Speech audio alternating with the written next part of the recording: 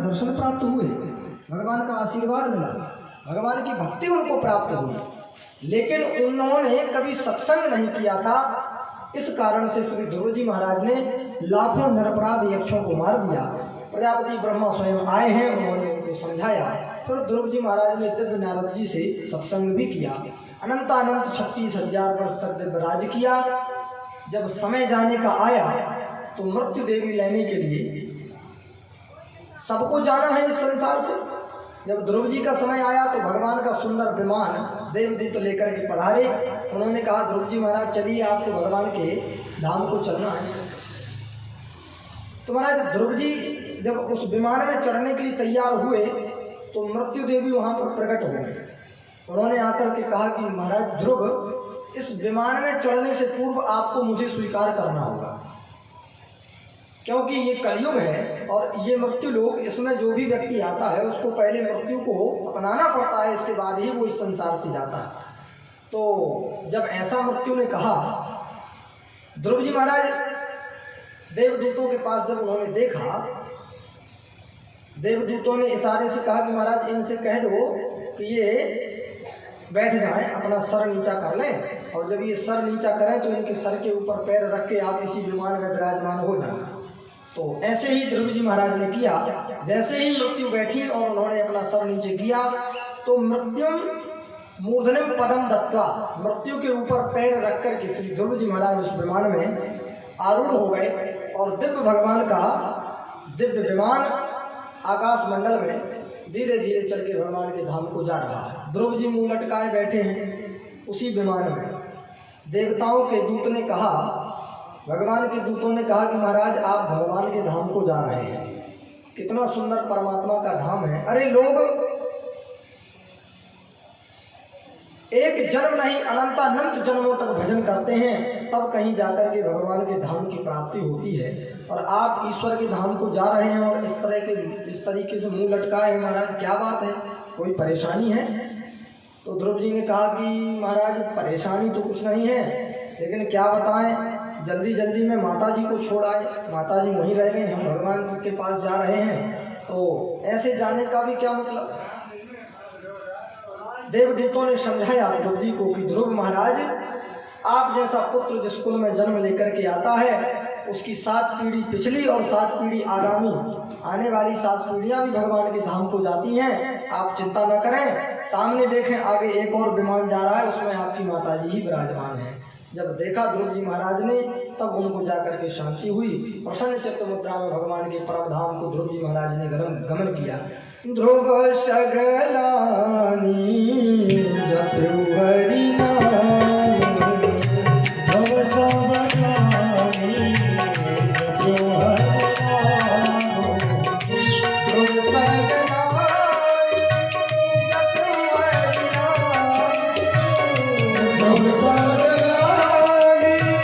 जपु हरि नाम,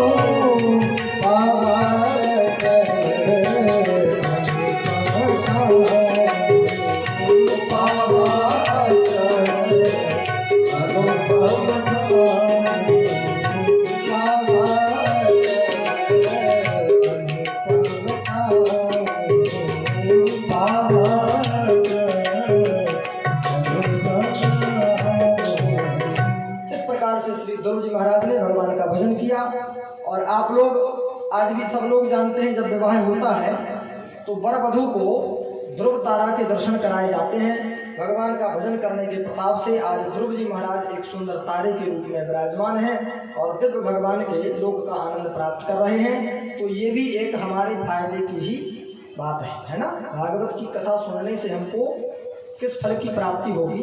एक ये भी फल है कि हम भगवान का भजन करेंगे, कथा सुनेंगे तो हमको ध्रुव जी के समान उनके ही सदृश सुंदर पद की प्राप्ति होगी। बोलिए ठाकुर जी महाराज की जय हो, द्वारिकाधीश भगवान की जय हो।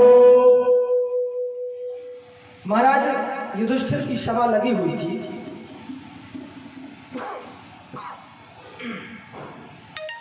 प्रेम से बोलो राधे राधे। राधे राधे। पांडवों के ज्येष्ठ भ्राता श्री युधिष्ठिर जी महाराज की सभा लगी थी, उसमें नारद जी महाराज बैठे थे। तो युधिष्ठिर जी ने प्रश्न किया कि भगवान, मुझे एक बात समझ में नहीं आती कि भगवान देवताओं का पक्ष क्यों करते हैं और दैत्यों के साथ भगवान का पक्षपात क्यों होता है। प्रश्न तो बड़ा सुंदर था, लेकिन नारद जी ने उनसे कहा कि राजन, शायद आपको ये पता नहीं कि भगवान का भजन करने वाले कुछ दैत्य बालक भी इस पृथ्वी पर हुए, कुछ दैत्य कुल में जन्म लेने वाले भी प्राणी मनुष्य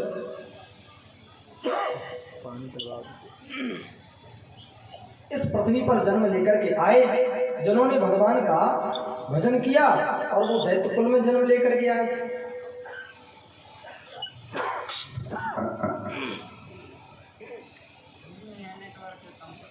प्रेम से बोलो राधे राधे।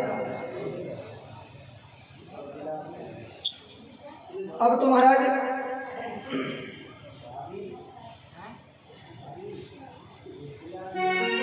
नारद जी महाराज ने बड़ी सुंदर एक कथा श्री युधिष्ठिर जी महाराज को सुनाई। उन्होंने कहा कि राजन,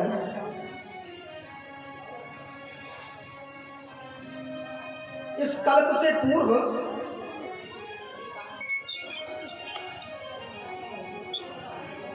कश्यप ऋषि की दो पत्नियां हैं, एक का नाम है दिति और एक का नाम अदिति।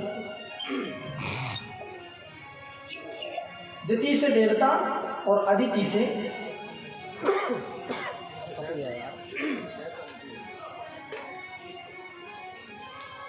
दिति से दैत्यों का जन्म और अदिति से देवताओं का जन्म होता है। देवता और दैत्य दोनों एक ही पिता की संतान हैं, माताएं दोनों की अलग अलग हैं। अस्तु, तो जब महाराज कश्यप ऋषि के साथ सायंकालीन अवस्था में माता अदिति ने आकर के उनसे प्रार्थना की, तो उनको पुत्र रत्न की प्राप्ति हुई। लेकिन ऐसे ही सायंकालीन वेला में माता दिति ने भी बलात् जब महाराज कश्यप ऋषि से प्रार्थना की, पुत्र प्राप्ति की, तो कश्यप ऋषि ने उनको समझाया कि देवी, ये समय पुत्र प्राप्ति के लिए उचित नहीं है, कुछ क्षण के लिए आप रुकें, उसके उपरांत पुत्र प्राप्ति के। लेकिन जब उन्होंने बलात् उनसे प्रार्थना की तो महाराज उसके फलस्वरूप उनको गर्भ धारण हुआ और दो पुत्रों का जन्म उनको हुआ, हिरण्याक्ष और हिरण्यकश्यप। आप लोगों ने हिरण्याक्ष की कथा द्वितीय दिवस में सुनी। हिरण्यकश्यप भगवान ब्रह्मा जी की तपस्या करने के लिए गया, तमाम वरदान उसने ब्रह्मा जी से मांगे। जब लौट करके अपने घर आया, उससे पूर्व हिरण्यकश्यप की पत्नी कयाधु के गर्भ में एक गर्भस्थ शिशु पल रहा था। जब वो तपस्या के लिए गया तो इंद्र ने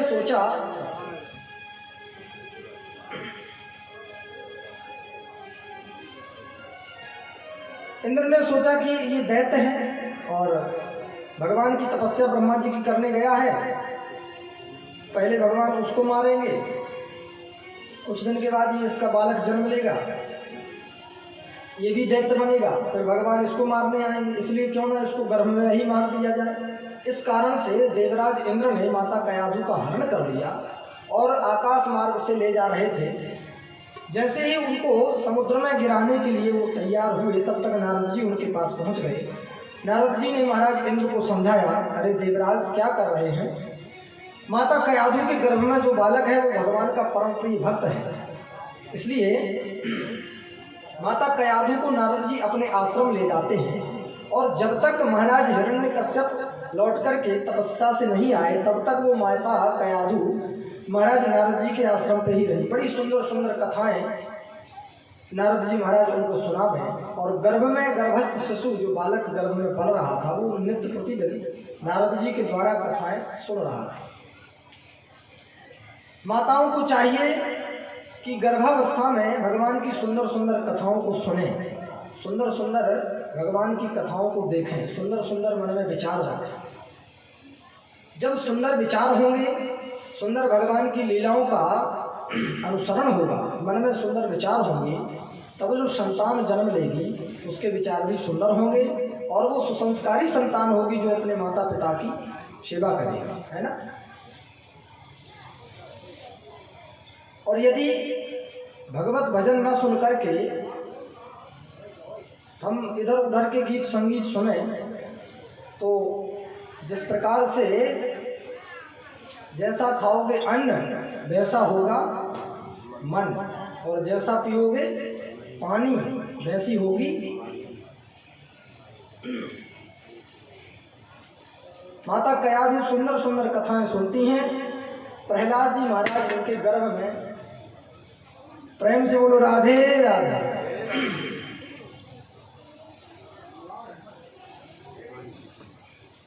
12 वर्ष तक तपस्या करने के बाद जब हिरण्यकश्यप लौटा तो माता कयाधु के गर्भ से बालक प्रहलाद का जन्म हुआ। बोलिए भक्तवत्सल भगवान की जय हो।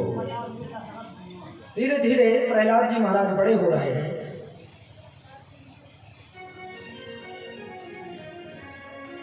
महाराज हिरण्यकश्यप ने अपना एक आश्रम खोल रखा है। उस आश्रम में जितने भी दैत्य बालक हैं वो सब उसी आश्रम में पढ़ते हैं। दैत्यों के गुरु शुक्राचार्य जी महाराज के पुत्र हैं षंड और अमर। ये दोनों शुक्राचार्य जी के पुत्र उस विद्यालय में, उस पाठशाला में पढ़ाते हैं, आचार्य हैं, गुरु जी हैं। और संपूर्ण दैत्य बालक उस विद्यालय में पढ़ते हैं। चूँकि राजा का पुत्र भी उसी विद्यालय में पढ़े तभी प्रजा अपने पुत्रों को उसमें पढ़ाए, इसलिए हिरण्यकश्यप ने अपने पुत्र प्रहलाद के लिए भी उसी विद्यालय में पढ़ने के लिए भेज दिया। गुरु जी को बुला करके समझाया, सुनो अच्छे से पढ़ाना मेरे बालक को।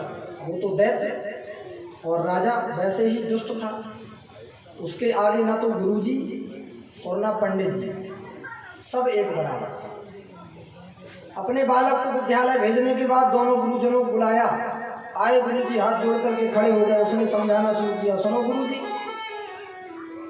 बहुत अच्छे से हमारे बालक को पढ़ाना।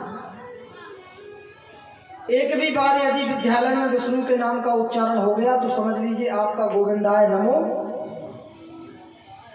केवल सारे बालकों को यही पढ़ाना है कि विष्णु हमारा शत्रु है, विष्णु हमारा, ठीक है महाराज, यही पढ़ाएंगे, आप निश्चिंत रहें। सारे के सारे दैत्य बालक पढ़ रहे हैं। उसी में श्री प्रहलाद जी महाराज भी पढ़ रहे हैं। गुरु जी पढ़ाते हैं, प्रहलाद जी सब बालकों के साथ बैठ करके पढ़ते हैं।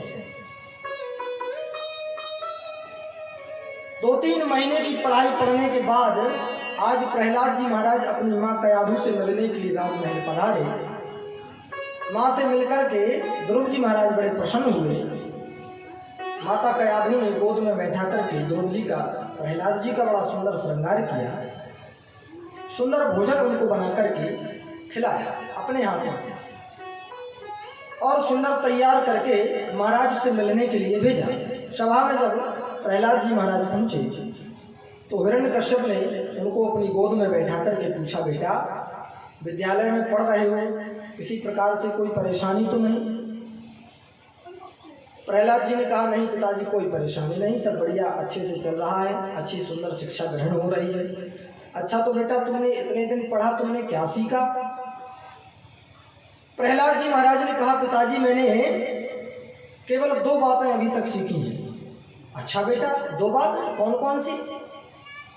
बताया प्रहलाद जी ने, पिताजी मैंने सीखा है कि इस संसार में यदि आए हो तो ये सुनिश्चित करो कि इस संसार से जाना है।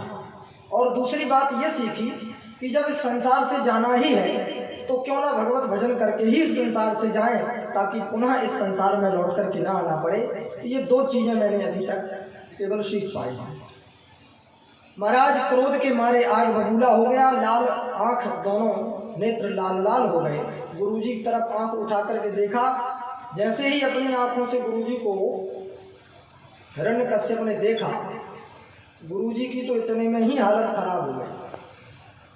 डांटना प्रारंभ किया, तुमको समझ में नहीं आती है, जब मैंने मना किया था कि इसको इस प्रकार की शिक्षा मत देना, फिर भी तुम लोगों ने कहाँ से ये महाराज, हमने तो इसको नितांत वही शिक्षा दी है जो आपने कहा था, लेकिन न जाने ये कहाँ से इन बातों को सीख रहा है। ले जाओ, मेरी नजरों से दूर कर दो इस बालक को। पुनः आश्रम में भेज दिया। इस बार कोई गड़बड़ी नहीं होना चाहिए। अब तो महाराज गुरुजी थोड़ा ज़्यादा विशेष ध्यान देने लगे, कहाँ बैठता है, कहाँ उठता है, किन बालकों के साथ रहता है, कितनी देर सोता है, हर चीज पे उनकी दृष्टि रखने लगे। 4-6 महीने पढ़ाया लिखाया। 6 महीने के बाद पुनः प्रहलाद जी महाराज अपने पिता से मिलने के लिए पधारे। इस बार पिता ने गोद में न बैठा करके सामने बैठाया और पूछा, बेटा इस बार कितनी शिक्षा ग्रहण की? बोले, पिताजी इस बार 9 बातों को सीख करके आए। अरे वाह, 9 बातें सीखी बेटा? हाँ पिताजी। क्या सीखा? प्रहलाद जी ने बताया, मैंने सीखा है श्रवणम कीर्तनम विष्णु स्मरणम पाद सेवनम अर्चनम वंदनम दास्यम सख्यमात्म निवेदनम। पिताजी मैंने अपने जीवन में 9 बातों को सीखा है। सबसे पहले भगवान की कथा का श्रवण करना चाहिए। अब केवल हिरण्यकश्यप सुन रहा है, क्रोध तो उसको बहुत आ रहा है, लेकिन उसने सोचा कि पहले 9 पूरी बातों को सुन लें। प्रथम भगति संतन कर शंका, प्रथम भगति संतन कर शंका। सभी लोग इसी तालियों के साथ। प्रहलाद जी महाराज ने अपने जीवन में 9 बातों को सीखा था।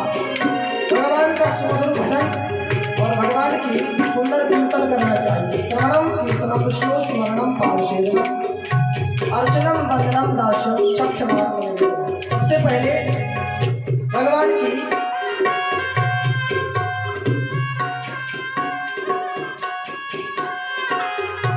कथाओं का श्रवण करना चाहिए। भगवान की भक्ति की पहली पाठशाला यही है कि भगवान की कथाओं को श्रवण करो। श्रवणम कीर्तनम, जब भगवान की कथा का श्रवण करें तो उस कथा में बैठ करके भगवान का कीर्तन करना चाहिए।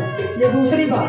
श्रवणम कीर्तनम विष्णु स्मरणम, जब कीर्तन करके हम अपने घर पहुंचे तो हमको भगवान का स्मरण करना चाहिए, उन बातों को भूलना नहीं चाहिए।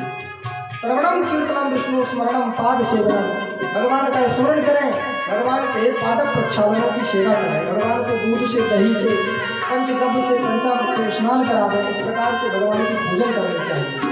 और क्या सीखा बेटा?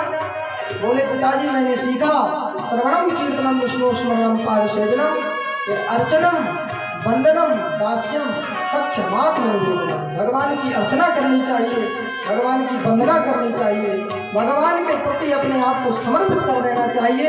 इस प्रकार से भगवान की 9 बातों को मैंने सीखा है। प्रथम भगति संतन कर शंका, प्रथम भगति संतन कर शंका, दूसर रति मन कथा प्रसंगा, दूसर रति मन कथा प्रसंगा।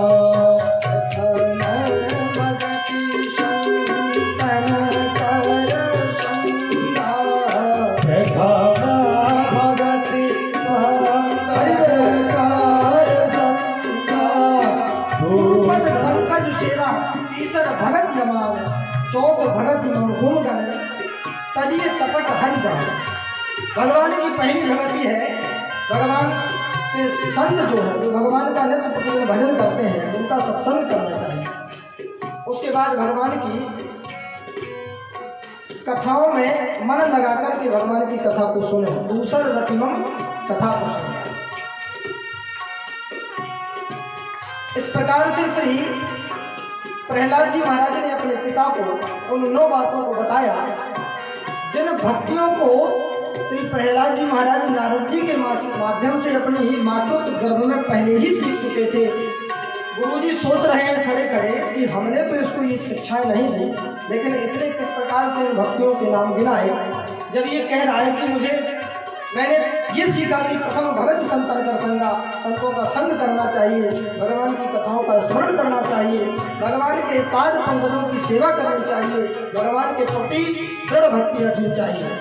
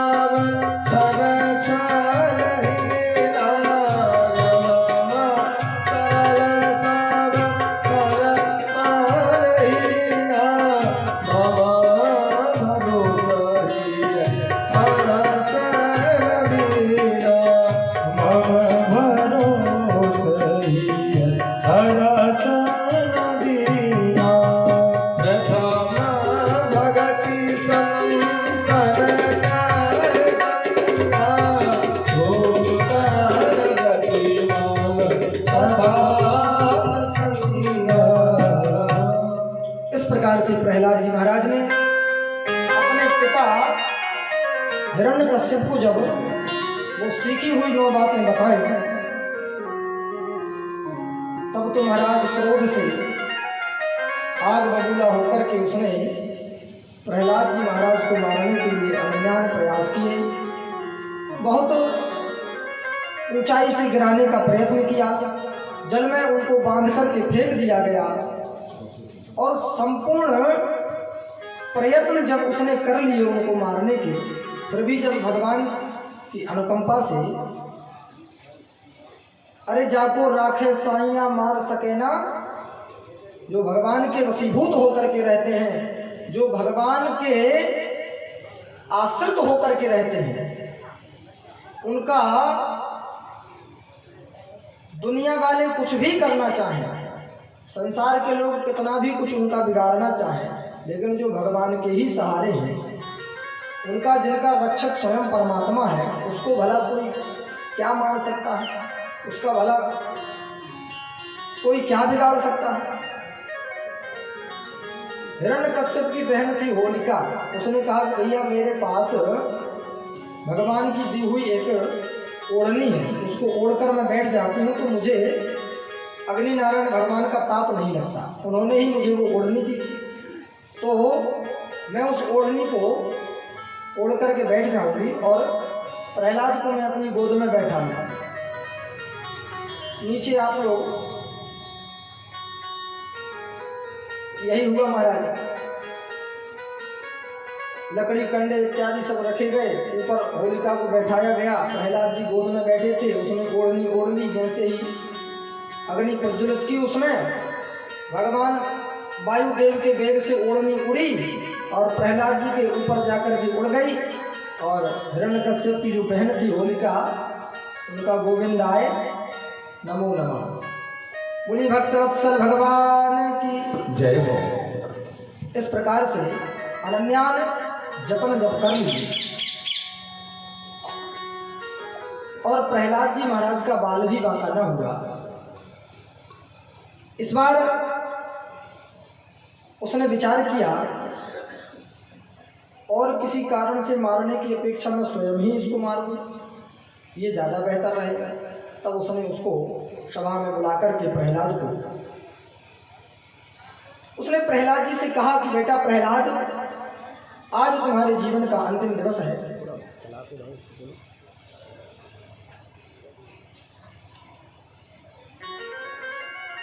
आज तुम्हारे जीवन का अंतिम दिवस है और तुमको अनन्यान प्रकार से मैंने मारने का प्रयास किया, लेकिन तुमको न मार सका। अब मैं स्वयं तुमको मारने के लिए तैयार हूँ।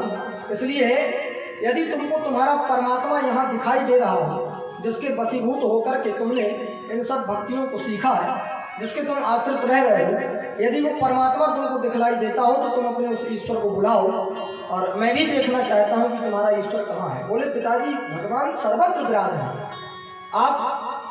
आपके अंदर भी ईश्वर का निवास है। अच्छा, क्या मेरी इस गदा में भी ईश्वर है तुम्हारे? हाँ बिल्कुल, आप जिस गदा को हाथ में लिए हैं उसमें भी मेरे परमात्मा का निवास है। तो क्या इस महल के खंभे में भी तेरी ईश्वर का निवास है? सज्जन हो, प्रहलाद जी महाराज को चींटी चलते दिख रही थी उस खंभे के ऊपर। उस चींटी को ही आश्रित मान करके प्रहलाद जी ने कहा, बिल्कुल पिताजी, इस खंभे में भी मेरे भगवान का निवास है। जोर से दोनों हाथों से पकड़ के गदा का प्रहार किया।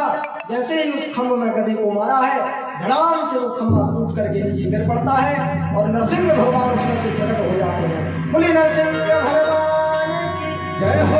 नमः पार्वती पतये हर हर महादेव। लंबी लंबी दाढ़ी, भुजाएं, लंबी लंबी जीभ को बाहर निकालते हुए दोनों बड़े बड़े नेत्र, मानो नेत्रों से रक्तपात हो रहा हो, इतने चारों तरफ श्री नरसिंह भगवान दौड़ रहे हैं हिरण्यकश्यप को पकड़ने के लिए। भगवान हिरण्यकश्यप और भगवान में बड़ा भीषण युद्ध हुआ।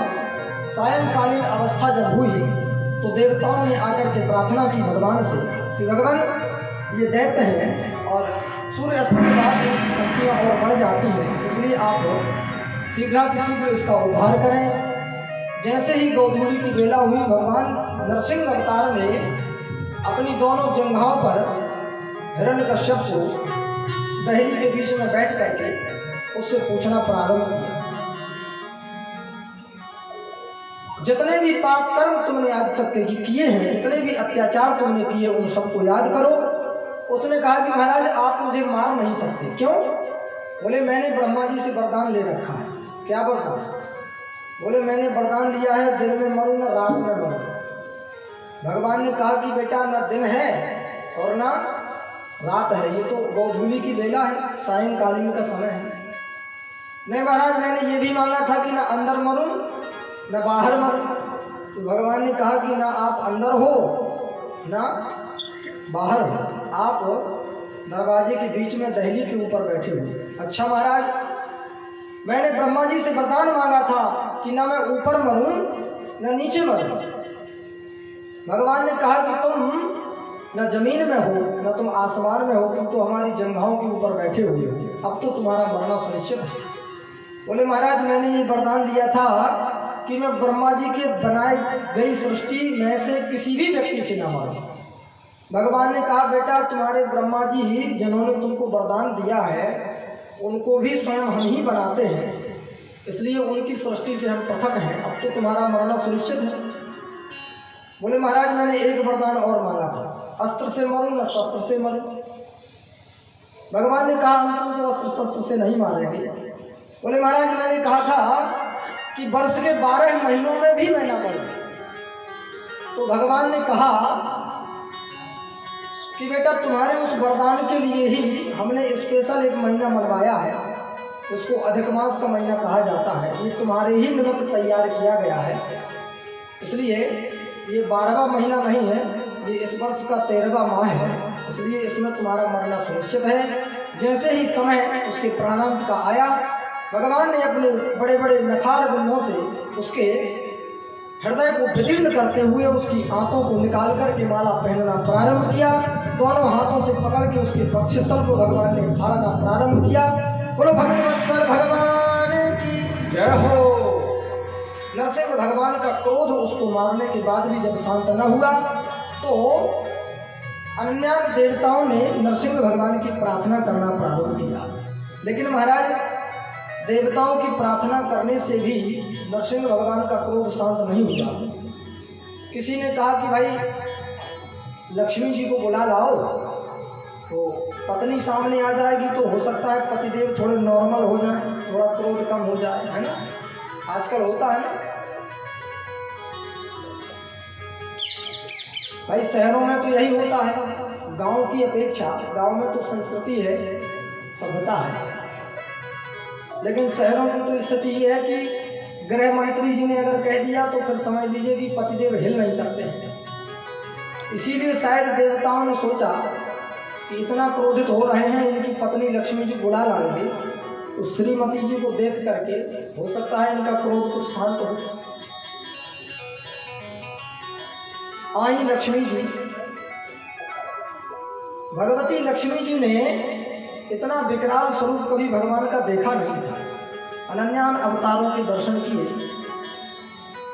अब जब लक्ष्मी जी के पास देवता लोग गए कि माता जी भगवान नरसिंह अवतार में है, हिरण्यकश्यप का वध तो कर दिया लेकिन क्रोध शांत नहीं हुआ, आप चलें, शायद आपको देख करके पहचान लें और उनका कुछ क्रोध शांत हो जाए।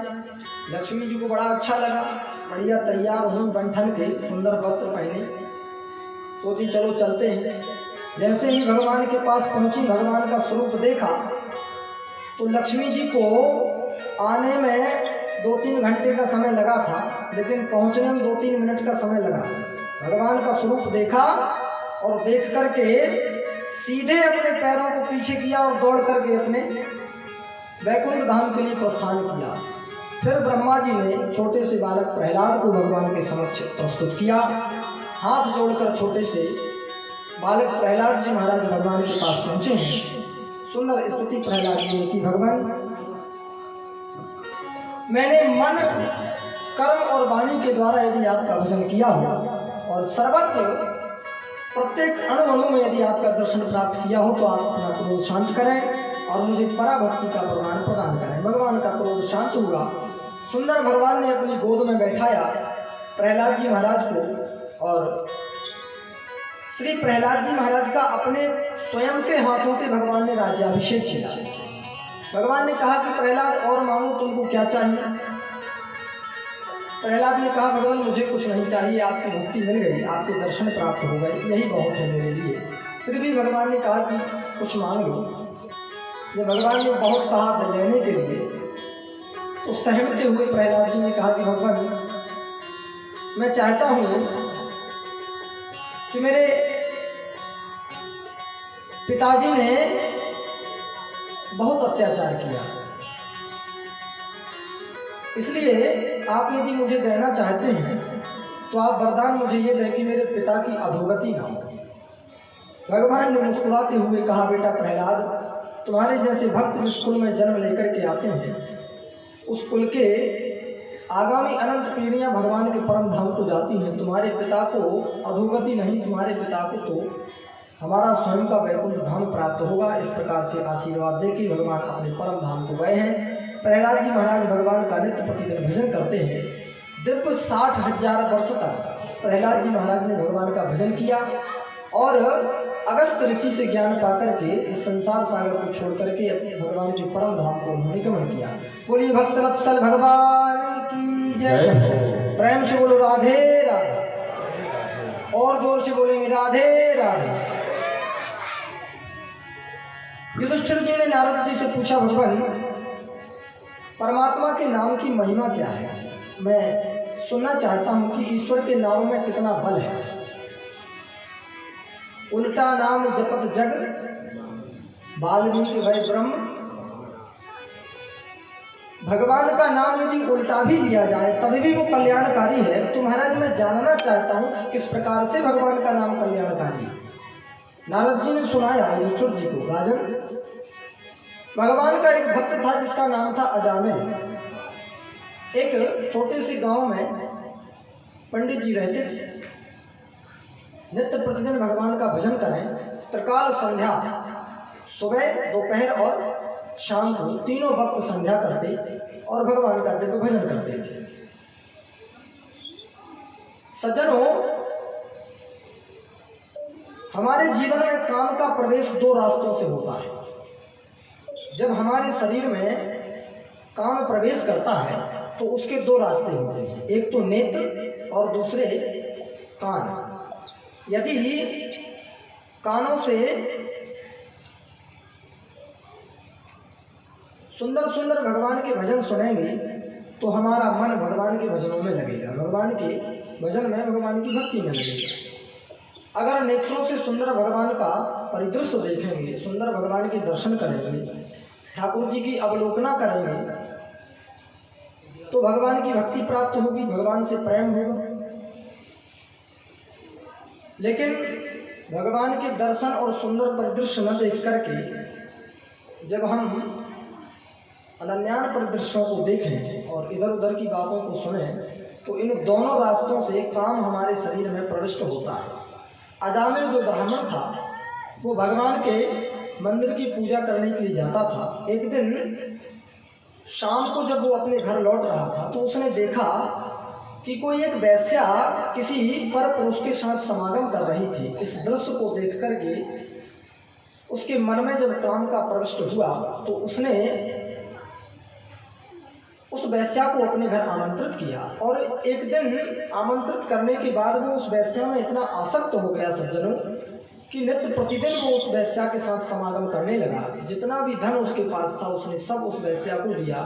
अंत तो गत्वा उस वेश्या के साथ समागम करते करते वो उससे प्रेम करने लगा और उसने भगवान का भजन छोड़ करके उस वेश्या से विवाह कर लिया।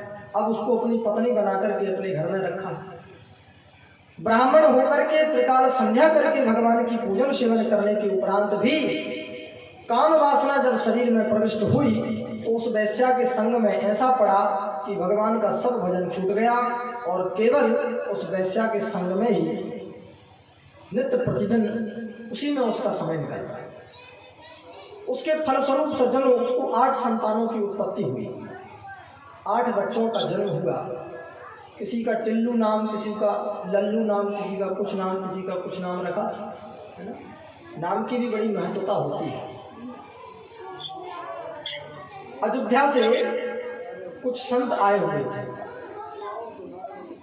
तो संत महात्माओं की टोली भजन करते करते जा रही थी। प्रयाग के लिए उनको जाना था, लेकिन संतों का नियम रहता है कि जहाँ सूर्य अस्त हो जाता है वहीं वो ठहर जाते हैं। फिर उसी गांव में किसी भक्त के यहाँ जो भगवान का भक्त हो, संतों का सम्मान करता हो, ब्राह्मणों के प्रति जिसके मन में श्रद्धा भाव हो, ऐसे किसी भक्त के यहाँ संत महात्मा रुक जाते थे। उस गांव में जब पहुँचे तो गांव के बाहर कुछ लोगों को देख करके उन्होंने पूछा संतों ने कि भाई इस गांव में किसी भक्त का घर हो तो बता दो, उसके यहाँ हम रात्रि विश्राम करेंगे, भोजन इत्यादि हमारा होगा। तो गांव में कुछ लोग ऐसे भी होते हैं जो संत महात्माओं का बिल्कुल भक्त ना हो, ऐसे व्यक्ति के घर भी भेज दें। ऐसे ही वो भी थे जो मिले उन संतों को। उन्होंने कहा महाराज यहाँ से सीधे चले जाइए, सामने जाकर एक नीम का वृक्ष पड़ेगा, उस नीम के वृक्ष से दाहिने हाथ के लिए घूम जाना और फिर वहाँ से तीसरे चौथे नंबर का मकान है, एक छोटा सा पेड़ लगा हुआ है पीपल का, वही अजामिल नाम का भक्त है, वो संतों की बड़ी सेवा करता है। जबकि महाराज अजामिल का उस वैश्या से संग करने के उपरांत दूर दूर तक कोई संतों की सेवा से नाता नहीं था। नित्य प्रतिदिन चोरी करना, अब ब्राह्मण वृत्ति को छोड़ करके उसने चोरी करना प्रारंभ कर दिया। लोगों को लूटना बांटना ये उसका कार्य था।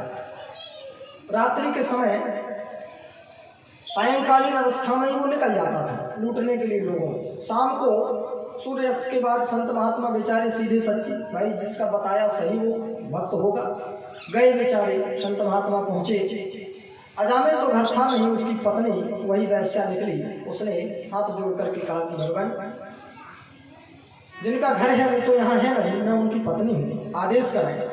बोले देवी, हम संत महात्मा अयोध्या से आए हैं, हमको हरिद्वार जाना है, तो रात्रि का भोजन हम तुम्हारे यहाँ पाएंगे। बोले बिल्कुल महाराज, आप भोजन अवश्य करें।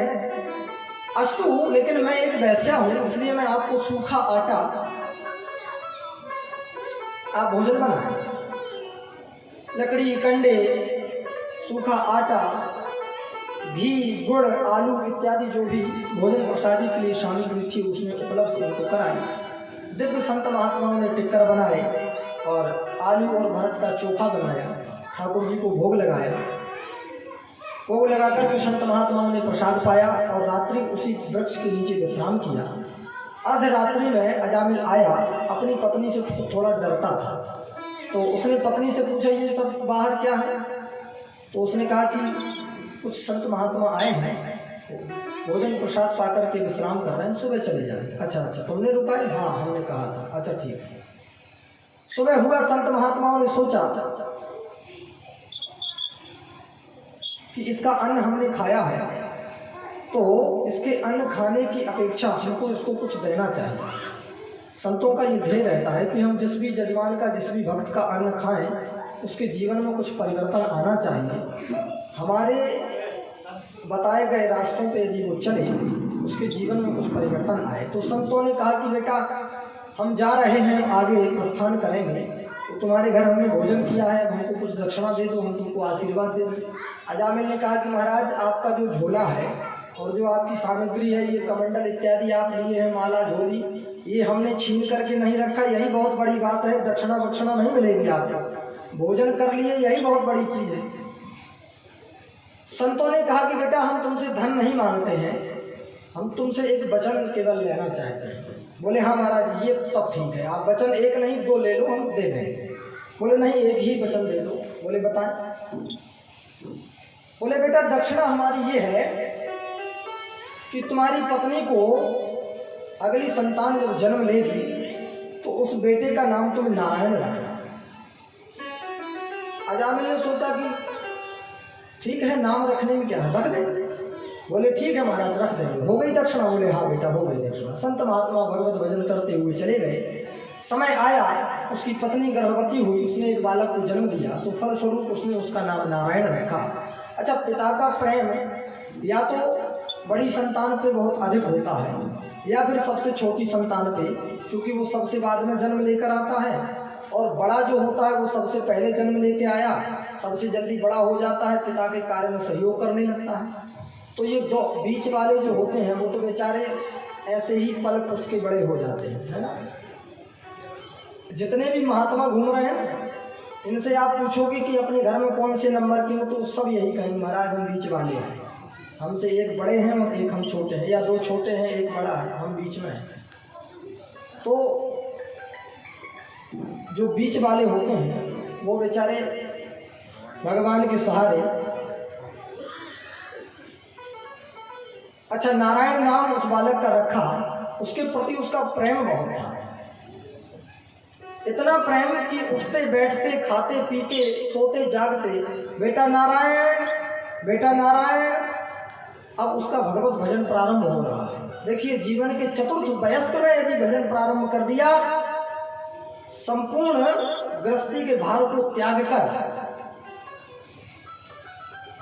एक सेठ जी थे, उनके 4 बेटे थे। सेठ जी की अवस्था हो गई 90 वर्ष। इतना घर गृहस्थी जोड़ा संत जी ने, सेठ जी ने, और इतना लोभ महाराज, इतना लालच। जब मरणासन स्थिति आ गई तो बेटों ने उनको 4 पाई से उतार करके और जमीन पे नीचे लटा दिया।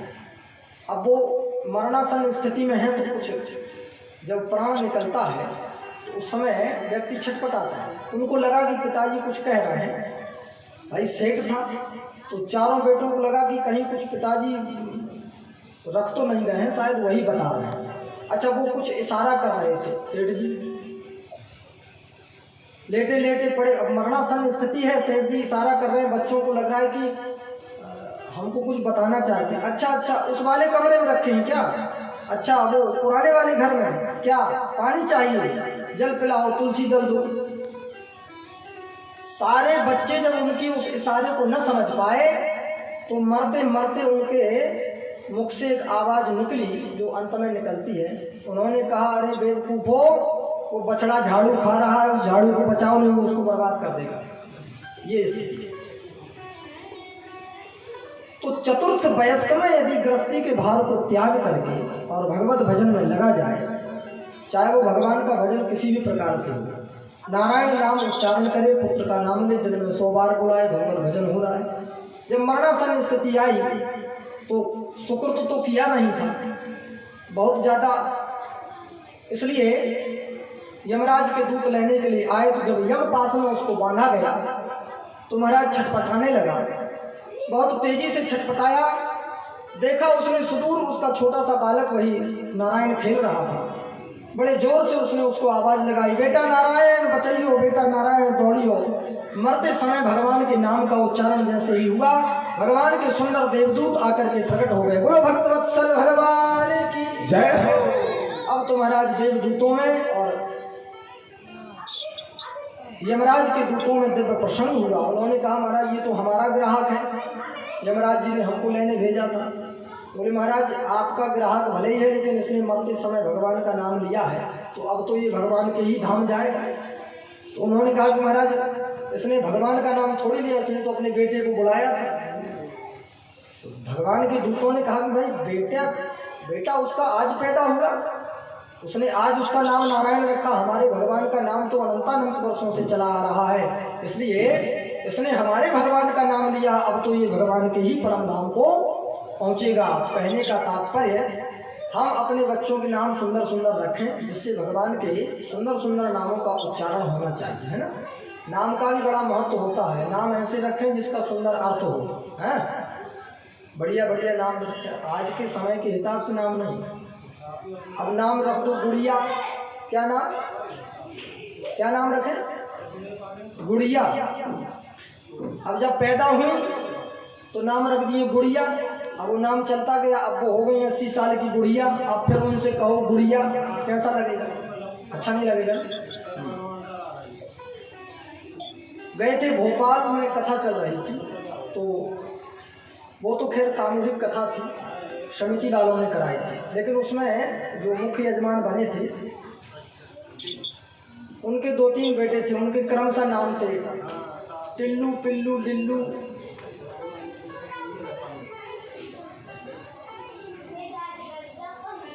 डमरू नाम रख देते हैं।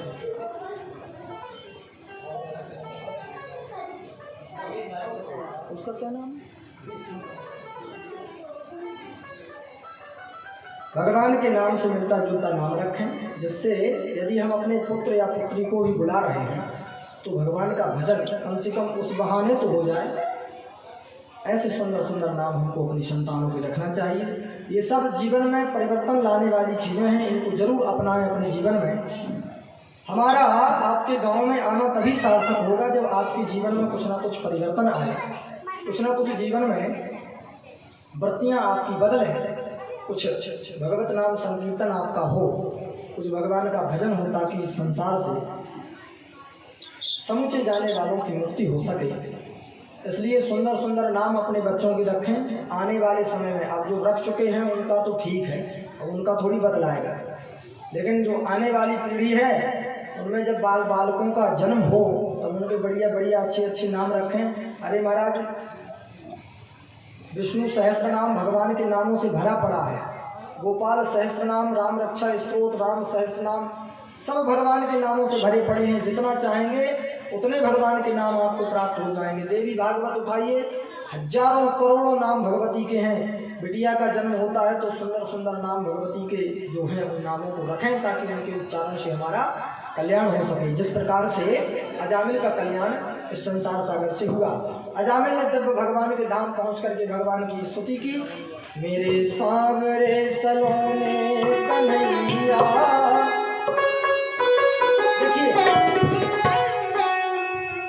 आज भगवान श्री कृष्ण का जन्म महोत्सव है, तो भगवान के जन्म महोत्सव को मनाने से पूर्व श्री वेदव्यास जी महाराज ने इतनी सुंदर सुंदर कथाओं का वर्णन किया कि उन कथाओं से भगवान के जन्म महोत्सव का आनंद दोगुना बढ़ जाता है। सबसे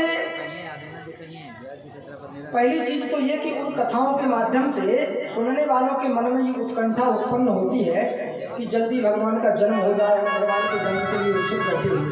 इसी क्रम में जब अजामिल का उद्धार हो गया, भगवान के परम धाम को वो पहुंचा, उसने जब भगवान की स्तुति की, भगवान का भजन कर रहा है। आइए भगवान के सुंदर से भजन के माध्यम से 2 मिनट संकीर्तन करें। इसके उपरांत मेरे सावरे सलोने कन्हैया, तेरा जलवा कहाँ पर नहीं है। सावरे सलोने कन्हैया, तेरा जलवा कहाँ पर नहीं है। श्री राधे। सभी लोग दोनों हाथों से मीठी मीठी तालियों की सेवा करते हुए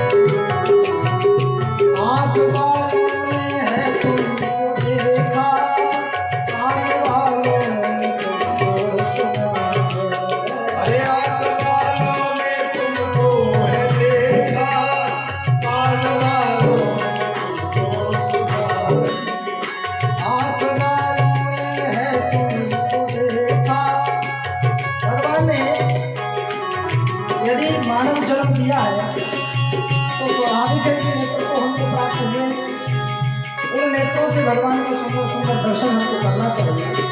और इसी क्रम में भगवान ने जो कानों से सुनने की शक्ति हमको प्रदान की है, तो प्रयास करें कि भगवान के सुंदर सुंदर भजन और भगवान के भजन में ताली जरूर बजाना चाहिए। ताली बजाने के लिए बार बार कहना मंच से अच्छा नहीं लगता, लेकिन ताली बजाने से तो फायदे होते हैं, आपको बता देते हैं। सबसे पहला फायदा, हमारे हाथ की जो रेखाएं होती हैं वो ताली बजाने से बदल जाती हैं। यदि कोई खराब रेखा होगी तो वो अच्छी रेखा बन जाएगी, इसलिए हमको ताली बजाना चाहिए। दूसरी चीज, सारे शरीर का, हमारा जो शरीर है उस संपूर्ण शरीर का अंतिम छोर होती है उंगलियां। क्या होता है? उंगली, हाथ की उंगलियां अंतिम छोर होती है। यहाँ से हमारा जो ब्लड सर्कुलेशन होता है, ब्लड सर्कुलेशन जिसको ब्लड प्रेशर कहा जाता है, तो वो ब्लड सर्कुलेशन यहाँ से फिर लौटना प्रारंभ करता है। तो जब हम ताली बजाते हैं तो हमारा जो खून चलने चलने की जो गति है, रक्त संचार की जो गति है वो ठीक चलती है, इसका मतलब हमको ब्लड प्रेशर की समस्या नहीं होती, बीपी की शिकायत है। इसलिए दोनों हाथ ऊपर उठा कर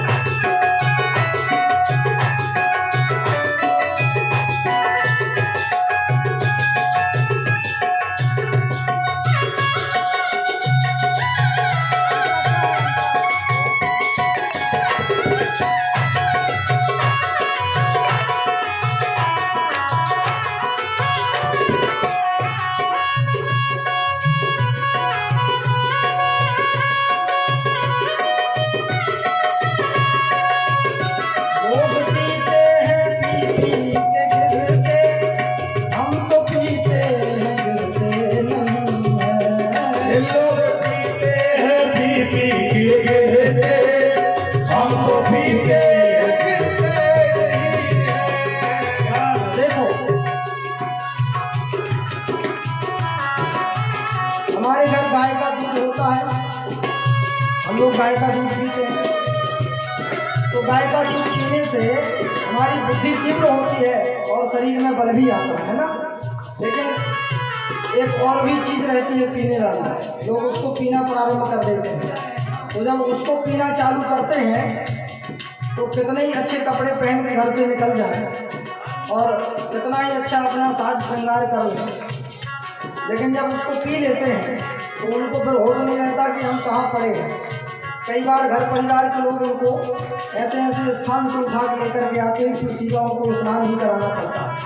लेकिन जो भगवान के भक्त होते हैं वो पीते जरूर हैं, लेकिन वो पीते क्या है? लोग पीते हैं पीते गिरते, हम तो पीते हैं गिरते नहीं हैं। लोग पीते हैं पी के गिरते, हम तो पीते हैं गिरते नहीं हैं। लोग पीते हैं पी के गिरते, हम तो पीते हैं गिरते नहीं हैं। लोग पीते हैं पी के गिरते, हम तो पीते हैं गिरते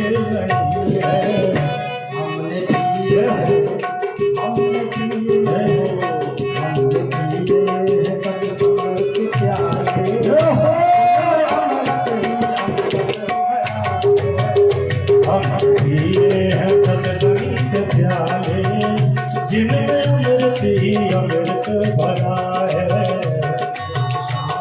चलो रे कन्हैया तेरा दरबार कहाँ पर नहीं है।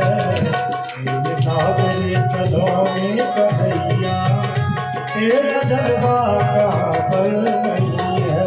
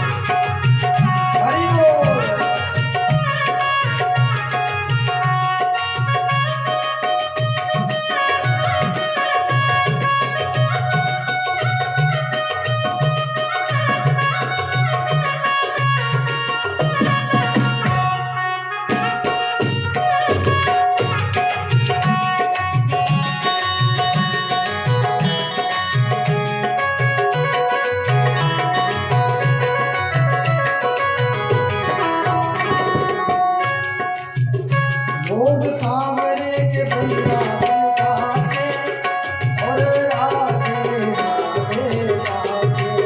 वो लोग सांवरे के वृंदावन जाते और राधे राधे गाते। लोग सांवरे के वृंदावन गाते और राधे राधे गाते। वो लोग सांवरे के वृंदावन जाते और राधे राधे गाते। राधे रहो राधे राधे की सच्ची कहती कोई झूठी हो राधे राधे की सच्ची कचहरी कोई झूठी अदालत नहीं है। तेरे सामने चलो रे कन्हैया तेरा जलवा कहाँ पर नहीं है। तेरे सामने कन्हैया तेरा जलवा कहाँ पर नहीं है। हो तेरे सामने चलो रे कन्हैया तेरा जलवा कहाँ पर नहीं है। तेरा जलवा कहाँ पर नहीं है। तेरा जलवा कहाँ पर नहीं है। हो तेरा जलवा कहाँ पर नहीं है। तेरा जलवा कहाँ पर नहीं है। हो तेरा जलवा कहाँ पर नहीं है। तेरा जलवा कहाँ पर नहीं है। ये सामने हो मेरे सामने चलो रे कन्हैया तेरा जलवा कहाँ पर नहीं है। हो मेरे सामने चलो रे कन्हैया तेरा जलवा कहाँ पर नहीं है। हो तेरा जलवा कहाँ पर नहीं है। तेरा जलवा कहाँ पर नहीं है। बोलिए भक्तवत्सल भगवान की जय हो राधा रानी सरकार की जय हो। प्रेम से बोलो राधे राधे और जोर से बोलेंगे राधे राधे। राधे राधे। भगवान के ब्रज में एक कहावत कहते हैं संत महात्मा कि अरे माटी के धोंदाओ दो दो शेर भोजन करो लेकिन भगवती के नाम का जयकारा लगाने में कंजूसी करते हो। तो हम सब माटी के धोंदा दोनों टाइम की जगह हमने 3 वक्त का भैया छूट दे रखी कि आप 3 वक्त भोजन करो लेकिन भगवान के नाम का जयकारा जोर से लगाओ, है ना। जितने जोर से जयकारा लगेगा उतने ही आसपास की नकारात्मकता दूर होगी और सकारात्मकता हमारे जीवन में प्रवेश करेगी। इसलिए बोलिए वृंदावन बिहारी लाल की। भगवान जन्म लेकर के तभी आएंगे जब उनको लगेगा कि भाई यहाँ बैठे सब लोग भक्ति भाव से श्रद्धा से हमको बुलाने का प्रयास कर रहे हैं। जब वो देखेंगे कि एक सो रहा है, एक मुंह लटकाए बैठा है, एक कीर्तन में ताली नहीं बजा रहा है, एक जयकारा में ऐसी कथा में पहुँचने का क्या मतलब। भगवान को यदि कथा में प्रकट करना है, दर्शन करना है ना आपको ठाकुर के, करना है कि नहीं। किस किस को दर्शन करना, अच्छा हाथ उठाओ। जिसको भगवान के दर्शन करना हो हाथ उठाओ। सबको करना है। तो भगवान का दर्शन करने के लिए मेहनत लगती है, और मेहनत ये कि दोनों हाथों से तालियां और भगवान का जयकारा जोर से लगाना पड़ता है ना। इतना करेंगे तब भगवान के दर्शन आपको 6 बजे तक लगभग प्राप्त हो जाएंगे। बोलिए द्वारिकाधीश भगवान की, प्रेम से बोलो राधे राधे। राधे राधे। इसी क्रम में भगवान के द्वारा एक और सुंदर लीला हुई समुद्र मंथन की। तमाम प्रयत्न करने के बाद जब समुद्र मंथन का समय आया तो भगवान ने देवता और दैत्यों के दोनों के बीच में एक संधि करवा दी। संधि ये हुई कि समुद्र का मंथन किया जाए, उसमें से जो भी निकलेगा आधा आधा सब लोग ले लेंगे। ठीक है महाराज।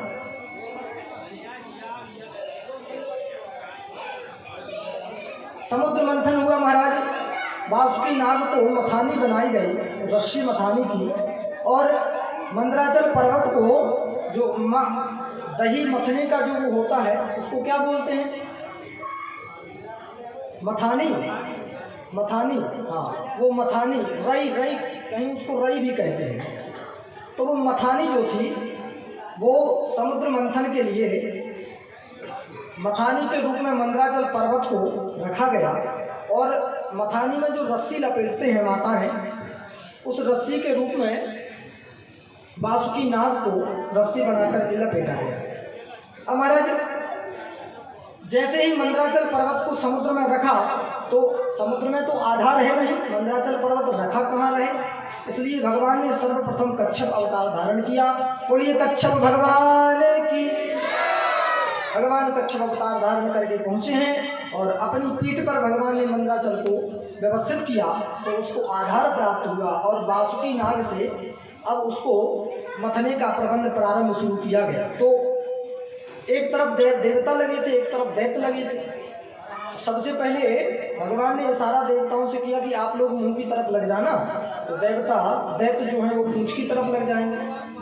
अब दैत्य तो मूड़ी होते हैं, पूंछ की तरफ लग गए, लेकिन किसी एक दैत्य ने कह दिया कि अरे सर्प की पूंछ जो है वो अमंगलकारी होती है और हम लोग इनसे कम थोड़ी हैं, तो हम क्यों पूंछ की तरफ रहें, हम लोग मुख की तरफ रहें। तो उतनी सी बात पे झगड़ा प्रारंभ हो गया। हमको नहीं करना समुद्र मंथन। क्यों भाई क्यों नहीं करना? बोले हम तब करेंगे जब हमको पूंछ की जगह नहीं, हमको मुख की तरफ लगाओगे। भगवान ने कहा चलो ठीक है। तो देवताओं को पूंछ की तरफ लगाया गया और दैत्यों के लिए मुख की तरफ लगाया। जैसे ही दोनों तरफ खींचना प्रारंभ किया तो महाराज जब सर्प को खींचा जाएगा तो उसके शरीर में जलन होगी तो उसके मुख से फुंकारियां निकलेंगी। अब जैसे ही खींचना प्रारंभ हुआ, शरीर में गर्मी उत्पन्न हुई तो उसने अपने मुख से जोर जोर से श्वास लेना चालू किया। तो कई बार श्वास छोड़ने में अंदर से कुछ विष भी निकल जाए, तो जितने दैत्य लगे हुए थे मुख की तरफ सब काले पड़ते चले गए। पहले सब एक जैसे थे, सुंदर गौर वर्ण था सबका, लेकिन सारे दैत्य उस विष की फुंकार से सब काले हो गए। अब तो महाराज समुद्र मंथन हुआ तो सुरमणि रंभा बारुणी अमी शंख गजराज कल्पद्रुम शशि धनु धनवंत अवतार, इस प्रकार से 14 रत्न भगवान के द्वारा समुद्र मंथन करने पर उसमें से निकले। पृथक पृथक सबको दिया गया। ऐरावत हाथी इंद्र को दिया गया, कल्प वृक्ष निकला भगवान के पास रहा, स्वयं भगवती लक्ष्मी जी निकली वो भगवान को दी गई। एक बारुणी नाम की मदिरा निकली, उसको दैत्यों ने रख लिया। वो उसके ज़्यादा भाई जो जिसको ज़्यादा पसंद है वही चीज़ ना बोलेगा। बारुणी मदिरा निकली, दैत्य टूट पड़े, ये तो हमको चाहिए। देवताओं ने कहा ठीक है भैया रख लो। इस प्रकार से सुंदर सुंदर चंद्रमा निकला, भगवान शिव के मस्तिष्क पर आज विराजमान है। कामधेनु गाय निकली, भगवान का दिव्य अभिषेक किया। इस प्रकार से 14 रत्न सुरमणि रंभा बारुणी, रंभा नाम की अप्सरा निकली, कौस्तुभ मणि निकली, अमृत निकला सबसे अंत में। उससे पूर्व जब समुद्र मंथन देवताओं ने प्रारंभ किया तो सबसे पहले उस समुद्र मंथन से हलाहल विष निकला। अब उसको देख कर के सारे देवता दैत्य डर गए।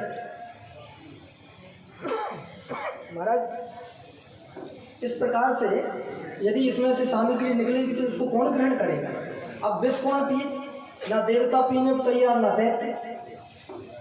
तब देवताओं ने भगवान भोलेनाथ से प्रार्थना की। तो भोलेनाथ ने कहा कि भाई हम तो देखो वैसे ही भांग, धतूर और गांजा यही सब भगवान भोलेनाथ को पसंद है, लेकिन हमने विष थोड़ी पिया आज तक। फिर भी देवताओं ने कहा महाराज संसार के कल्याण के लिए तो आपको विषपान करना पड़ेगा। तो बाबा विश्वनाथ जी भोले भाले, लेकिन फिर भी उनको याद आ गई भाई कोई भी कार्य करने से पूर्व धर्म पत्नी से पूछ लेना चाहिए। ये गृहस्थ जीवन का एक सार्थक नियम है। करो अपने मन का, जो भी करना है वो करो चाहे अपने मन से, लेकिन उस कार्य को करने से पूर्व एक बार अपनी धर्म पत्नी से सलाह जरूर ले लेना चाहिए। और जिन घरों में पत्नियों से सलाह ली जाती है उन घरों में सुख शांति बरकरार रहती है, ये भी सही बात है। तो विश्वनाथ जी ने कहा भाई जहर पीने जा रहे हैं, पता नहीं मर मुरा गए तो क्या होगा, इसलिए पत्नी से तो पूछें। तो भगवती के पास पहुँचे हैं, लेकिन विश्व के कल्याण के लिए यदि इस शरीर से एक एक रक्त की एक एक बूंद भी यदि इस देश के बलिदान के लिए चली जाए तो हंस हंस करके लोग अपना बलिदान प्रदान कर देते हैं। भगवान विश्व के कल्याण के लिए उस विष को पान करने के लिए तैयार हुए। भगवती ने कहा महाराज संसार का कल्याण होना है, आप पान करें। भगवान राम का नाम लेकर के अपने इष्ट का उन्होंने उसको धारण किया। जैसे ही रा बोला तो मुख खुला, पूरा विष हलाहल विष अपने मुख में डाल दिया और विष अंदर जाने से पूर्व भगवान का पूरा नाम ले लिया, माँ भी कह दिया। तो राम रा कहने से मुख खुला और माँ कहने से मुख बंद हो गया, अब वो कंठ में ही रखा रह गया। इसलिए कि भगवान विश्वनाथ जी के हृदय में तो ठाकुर जी विराजमान है। भगवान श्री राघवेंद्र सरकार की दिव्य झांकी राम लक्ष्मण भरत शत्रुघ्न सीता जी हनुमान जी के सहित उनके हृदय में विराजमान है। तो यदि विष वहाँ चला जाएगा तो जो भगवान की जो प्रतिमा है, जो छवि उनकी उसमें अंकित है, वो धूमिल हो जाएगी। इसलिए वो कंठ में ही छिप करके संपूर्ण विष रह गया और उस दिन से भगवान का वो आभूषण बन करके तैयार हो गया और भगवान का नाम पड़ा नीलकंठ महादेव। बोले नीलकंठ भगवान की जय हो। अब जब अमृत निकला तो महाराज दैत्यों ने अमृत कलश को पकड़ा और दौड़ करके भागना प्रारंभ किया। बहुत दूर तक निकल गए, पीछे पीछे देवता दौड़ गए। अब तो उन्होंने कहा कि महाराज इतने दिन मेहनत की जिस अमृत के लिए, वो अमृत ये लोग लेके भाग रहे हैं। तब भगवान ने मोहिनी अवतार धारण किया। बोलिए मोहिनी भगवान की। सुंदर सी युवती बनकर के भगवान, बड़ा सुंदर स्वरूप उनका, और सुंदर से वस्त्र धारण किए, बढ़िया रुनक झुनक पायल पहने हुए, जहाँ दैत्य भाग रहे थे उसी दिशा से वो धीरे धीरे चलते चलते आ रही थी। सुंदर पायल की झनकार को सुनकर के सारे दैत्य स्तब्ध रह के खड़े हो गए और भगवान विश्व मोहिनी को देखना प्रारंभ किया। तो सारे दैत्य एकटक देखते रहे। अब तो मानो उसके भगवान के मोह से इतने मोहित हुए कि उनसे वो जो कहें वही सारे दैत्य करें। भगवान मोहिनी का अवतार धारण किए हैं। सबसे पहले उन्होंने उस दैत्य के हाथ से वो अमृत कलश अपने पास लिया, किसी ने कुछ नहीं कहा। अमृत कलश जब हाथ में ले लिया उन्होंने कहा कि भाई देखो ये अमृत है, आप सबको पिलाया जाएगा, लेकिन इसके पीने के कुछ नियम हैं। सबसे पहले स्नान करके आओ। तो देवता, तब तक देवता भी पहुंच गए। तो फिर भगवान ने तो इशारा कर दिया, क्योंकि भगवान का तो अवतार स्वयं का था। भगवान ने कहा चिंता मत करो, जिस विधान से कार्य हो रहा है उसी से होगा। अब दैत्य देवता सब गए, स्नान करके आए। अब बोले पंक्ति लगा करके बैठ जाओ, एक तरफ दैत्य बैठ। फिर भगवान ने उनसे कहा कि देखो भाई हम आपको पहले पिला तो रहे हैं, लेकिन एक बात सोच लो, इस कलश में जिसमें अमृत है, इसमें पतला पतला अमृत ऊपर है और गाढ़ा गाढ़ा अमृत नीचे है। तो जो पौष्टिक चीज़ है वो नीचे। अगर आप लोग कहो तो ये पतला पतला पहले देवताओं को पिला दें। तो दैत्यों ने कहा महाराज ये भी ठीक है, इनको पतला पतला पिला दो, हमको नीचे का भाग गाढ़ा गाढ़ा पिला दें। ठीक के बीच में जाकर के वो बैठ गया दैत्य। भगवान मोहिनी ने अमृत पिलाना प्रारंभ किया, संपूर्ण देवताओं को अमृत पिला दिया, उसको भी पिलाया। तो जब उसने जब अमृत पी लिया तो भगवान को सूर्य और चंद्रमा ने इशारा कर दिया कि महाराज ये तो दूसरी पार्टी का आदमी है, ये हमारी पार्टी का नहीं है। तब भगवान ने मोहिनी अवतार को परित्याग करके अपने चतुर्भुज स्वरूप में भगवान आए और सुदर्शन चक्र से समय के हिसाब से लगता है। आज भी वो चंद्रमा और राहु के लिए उसी दुश्मनी के कारण ग्रसित करता है। इस प्रकार से देवताओं और दैत्यों में दिव्य युद्ध हुआ। अब देवता तो अमर हो चुके थे, इसलिए मरने का कोई सवाल नहीं था। देवताओं की विजय प्राप्त हुई। लेकिन एक बार भगवान बृहस्पति जी भगवान के परम धाम से दर्शन करके लौट रहे थे। तो बृहस्पति जी ने देवताओं के गुरु हैं, उन्होंने भगवान के धाम से जब लोग लौटे तो भगवान ने उनको अपनी प्रसाद की माला प्रदान की। जो भी व्यवस्थाएं हैं आप लोग आराम आराम से धीरे धीरे बोल करके उन व्यवस्थाओं को चुपचाप मिलाएं और बड़े प्रेम से शांतिपूर्वक भगवान की मंगलमयी कथा सुने। बड़ी सुंदर कथाएं हैं और चूंकि कथाएं सुनते चलेंगे तभी समय से भगवान का जन्म भी हो पाएगा। तो ग्रस्त जीवन में कुछ कार्य भी होते हैं, इसलिए आपको समय से हम छोड़ देंगे। तो बिल्कुल शांतिपूर्वक जिसको उठना है आराम से उठें, अपने स्थान पे चुपचाप बैठें, बीच में वार्तालाप कोई नहीं करेगा। प्रेम से बोलो राधे राधे, और जोर से बोलेंगे राधे राधे। पूरी भक्तवत्सल भगवान की जय हो। तो महाराज कहाँ चल रही थी कथा? राहु केतु है। देखो कथा तो हमको पता है कि कहाँ चल रही है, क्योंकि हम आज से थोड़ी कथा कर रहे हैं, तो बहुत समय से कर रहे हैं। लेकिन आप लोग कथा ध्यान से सुन रहे हैं कि नहीं, इसके लिए बीच बीच में ये टेस्ट आपका हम लेते रहेंगे। तो यदि आप लोग नहीं बता पाए तो फिर समझिए कि सब निरर्थक हो जाएगा। एकदम तटस्थ होकर के भगवान की कथा सुने। जब हम पूछते हैं कथा कहाँ चल रही है तो वहाँ से आवाज़ हमको आ जाए कि महाराज जी वहाँ चल रही है ना। प्रेम से बोलो राधे राधे। बृहस्पति जी जो देवताओं के गुरु हैं, यही कथा चल रही थी ना। भगवान के दर्शन करके लौटे तो भगवान ने उनको प्रसाद की एक माला प्रदान की। तो उन्होंने आकर के देवराज इंद्र को वो माला दे दी। प्रसाद की माला देवराज इंद्र को मिली, उनको उसको व्यवस्थित रखना, लेकिन उन्होंने अपने ऐरावत हाथी को वो माला पहनाई। अब देखिए क्रम चल रहा है। हाथी ने अपनी सूंड से उस माला को पकड़ा, तोड़ करके अपने पैरों के नीचे गिरा दिया। लक्ष्मी जी ये सब देख रहे थे, उनको बड़ा बुरा लगा। उन्होंने कहा बताओ, भगवान के चरणों की प्रसाद दी हुई माला बृहस्पति जी को मिली, वो चूंकि देवताओं के गुरु हैं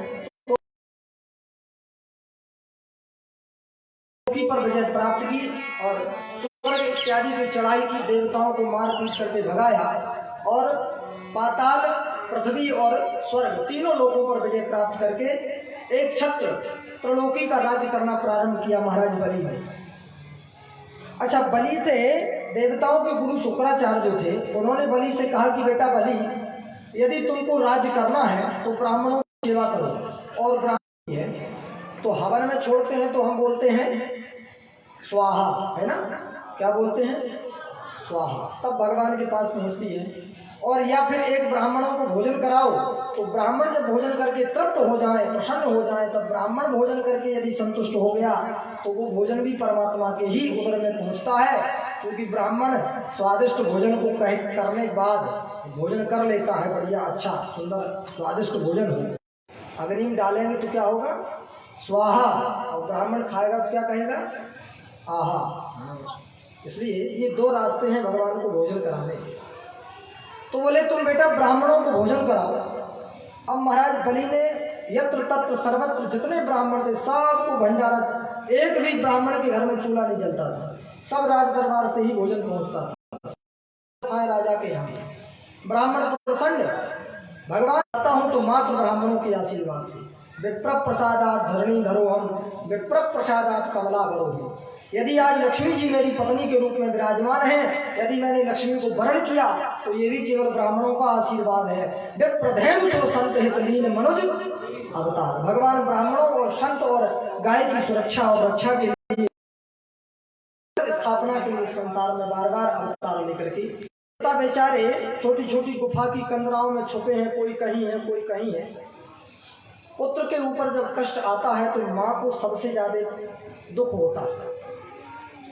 देवताओं की माता अदिति को बड़ा कष्ट हुआ उन्होंने अपने पति कश्यप ऋषि से कहा कि महाराज हमारे बच्चे बड़े कष्ट में हैं और त्रैलोकी का राज्य महाराज बलि के पास है, पुत्र हैं वो सब दर बदर की ठोकरें खा रहे हैं। मुझे एक ऐसा पुत्र चाहिए जो मेरे बाकी के पुत्रों को त्रैलोकी का राज्य वापस दिला सके।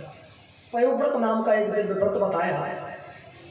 सुंदर पयोव्रत में 16 दिन तक माताओं को केवल गाय का दूध पी करके रहना पड़ता है। ये कुछ नियम है उस पयोव्रत के। माता अदिति ने उस नियम का पालन किया। फलस्वरूप भगवान वामन उनके उदर में आए और समय के अनुसार भगवान वामन का इस धराधम पर अवतार हुआ माता अदिति के गर्भ से। बोलिए वामन भगवान की। अब तो महाराज वामन भगवान, उनका नाम ही वामन था, कुल वामन अंगुल के, छोटी सी कोपीन, एक हाथ में कमंडल, एक कुशा की एक आसन और गौमुखी हाथ में बढ़िया त्रिपुंड चंदन लगा करके अब उनका उद्देश्य मात्र ये था कि त्रैलोकी का राज्य किस प्रकार वापस मिले। तो सीधे जन्म लेने के बाद अपने गुरु से गुरु दीक्षा ली और उनकी गुरु दक्षिणा लौटाने के लिए सीधे राजा बलि के यज्ञ की तरफ पहुंचे। यज्ञ चल रहा है, महाराज बलि यज्ञ में जजमान बने हैं, शुक्राचार्य जी भी हैं, गुरु बने हैं, कुछ ब्राह्मण पूजन इत्यादि करा रहे हैं, हवन हो रहा है। भगवान धीरे धीरे छोटे छोटे पांव से राजा बलि के तरफ बढ़ रहे हैं। राजा बलि ने दूर से देखा कि कोई छोटा सा बालक आ रहा है। इतना सुंदर स्वरूप देखकर के राजा बलि प्रसन्न हो गए और एकटक नजरों से भगवान वामन को देखते रहे। सुंदर सा उनका मुख है, छोटे छोटे गाल हैं, सुंदर गुलाबी से अधरोष्ट हैं, सुंदर सुंदर कान हैं, छोटे छोटे बाल हैं, बड़ी सुंदर से वस्त्र धारण किए हैं, एक सुंदर कोपीन धारण किए हैं, एक अंगूछा पहने हैं, बड़ा सुंदर स्वरूप हट नहीं रहे। जैसे ही यज्ञ मंडप के पास भगवान वामन पहुंचे, बलि हाथ जोड़ करके खड़े हो गए। बोले महाराज आपके सुंदर दर्शन करके मैं तो कृतार्थ हो गया। मैं इस त्रैलोकी का राजा बलि, आपको महाराज जो चाहिए आप मुझसे मांग लीजिए, मैं आपसे बहुत प्रसन्न हूँ। आपकी मेरा हृदय बड़ा प्रसन्न था। कर्तुम अकर्तुम अन्यथा ऐसा कर्तुम सह ईश्वर। भगवान चुपचाप बैठे हैं, बलि की और उत्कंठा बढ़ रही है, कम से कम कुछ तो बोले अपने मुख से, इनकी वाणी में सुन लूं। महाराज आप कहिए तो मैं किसी ब्राह्मण कन्या से आपका विवाह करवा दूं। चुपचाप सुन रहे हैं। आप कहिए तो चांदी हाथी घोड़े जवाहरात, महाराज सैनिक सेना नायक, आप जो कहेंगे मैं आपको प्रदान करने के लिए तैयार हूँ, लेकिन आप कुछ बोलें तो। महाराज जब राजा बलि ने बहुत प्रार्थना की तब भगवान ने कहा कि महाराज बलि भाई हमको कुछ चाहिए नहीं, ना हमको विवाह करना है, ना हमको धन चाहिए, हमको केवल 3 पग पृथ्वी चाहिए। छोटे छोटे आपके पैर के रूप में स्वयं छलिया विष्णु आया है और ये मेरे चेले को लूट कर, ये मानेगा नहीं। फिर एकांत में एक जगह बुलाकर के शुक्राचार्य जी ने समझाया। बोले बेटा ये ना तो वामन है ना त्रेपन है, ये है विष्णु और ये तुमको आया है छलने, इसलिए इसको 3 पग पृथ्वी देने का संकल्प कतई मत करना। बलि महाराज ने कहा कि गुरुदेव अगर ये भगवान विष्णु है तब भी मुझे ही फायदा है, क्योंकि अगर अपनी कुशा की आसन में से एक सीख निकाली और उसके छिद्र में जैसे ही उस सीख को लगा करके आगे धकाया, आगे बैठे थे शुक्राचार्य जी, सो उनकी एक आंख गोविंदाय नमो नमः। मानो भगवान ये बता रहे हैं कि प्रत्येक मानव को, प्रत्येक व्यक्ति को, जीवात्मा को सम दृष्टि से देखना चाहिए, समान दृष्टि से। जब हमारा बेटा बेटा और दूसरे का बेटा, वो भी तो बेटा है, वो भी तो जीव है, वो भी तो मानव है। हम अपने बेटे को प्रेम करें और पड़ोसी के बेटे को दुत्कारें, ये समता नहीं है, ये समदृष्टि नहीं है। और भगवान कहते हैं कि जब तक समान दृष्टि आपकी नहीं होगी किसी व्यक्ति के प्रति, तब तक आपको ईश्वर लुट जाएगा। समान दृष्टि नहीं थी तो भगवान ने कहा जब एक ही दृष्टि से देख रहे हो तो फिर एक ही आंख रखो, दूसरी आंख को रहने का कोई सीख लगा के अंदर को धकाई, एक आंख उनकी पधार गई। बोली भक्तवत्सल भगवान की। अब तो महाराज जल भी गिरा और संकल्प भी हुआ। संकल्प होने के बाद भगवान ने कहा प्रणाम करो। जैसे ही नतमस्तक हुए, जब तक वो प्रणाम करते तब तक जब त्रयी विक्रम भयउ खरारी, जब त्रयी विक्रम भयउ खरारी, भगवान त्रिविक्रम स्वरूप में अवतरित हो गए। भगवान ने अपने शरीर को बढ़ाना प्रारंभ किया। विशाल काय परमात्मा का स्वरूप होकर के तैयार। बलि ने प्रणाम करने के बाद गर्दन उठा करके देखा तो बलि को लगा कि 52 अंगुल के हैं, यही चेहरा होगा।